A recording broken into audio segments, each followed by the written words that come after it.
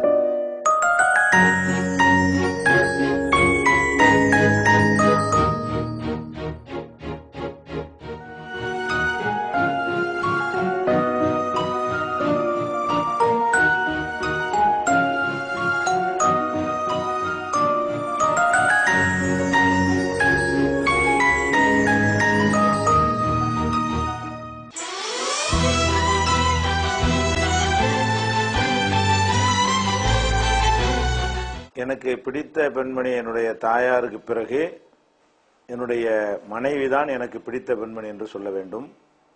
ஏனென்றால் நான் இன்றைக்கு பொது வாழ்க்கையில் இருந்து பலவிதமான துன்பங்களை, சிரமங்களை எல்லாம் அனுபவிக்கிற நேரத்தில் அவங்க பக்கபலமாக எல்லா வகைக்கும் ஒத்துழைப்பாக இல்லை என்று சொன்னால் இப்போ இவ்வளோ பெரிய பல காரியங்களை நாங்கள் செய்கிறோமே அதில் எதுவுமே செஞ்சிருக்க முடியாது.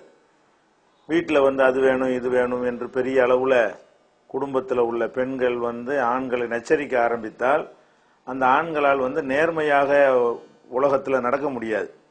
அப்போ இவங்க நேர்மையாக நடப்பதற்கு பெண்கள் முட்டுக்கட்டையாக இருக்கிற காலத்தில் என்னுடைய மனைவி அந்த மாதிரி எந்த ஒரு நிர்பந்தமும் எந்த ஒரு காலகட்டத்திலையும் கொடுத்ததே கிடையாது. சொத்து வாங்கணும், அது வாங்கணும், இது வாங்கணும், எந்த மாதிரியான நிர்பந்தங்கள் இல்லாமல் இருந்தது ஒரு விஷயம்.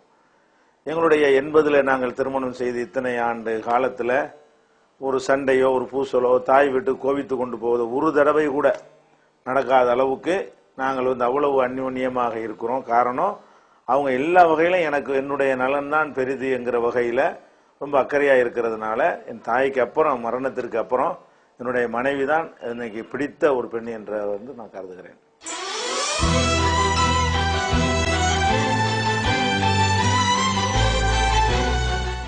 அது நிறைய இருக்கிறது. என்னுடைய மனைவிக்கு உடல்நிலை சரியில்லாத பொழுதும் அவங்க உடல் நல்லா இருக்கும்